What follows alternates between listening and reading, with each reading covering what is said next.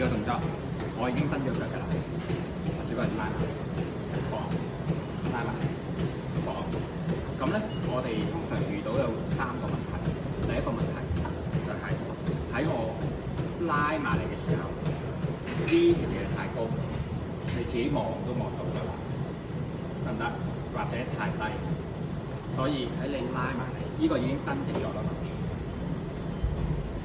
你就要第一樣嘢觀察嘅係呢條面係咪水平，大家又有背波嚟。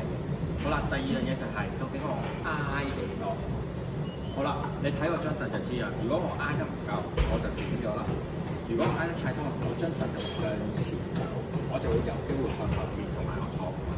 所以喺你做呢個過程咧，你就已經要預計我張凳已唔向前移位，即係話如果我挨落去張凳會向咗前，你就已經挨得太多啦。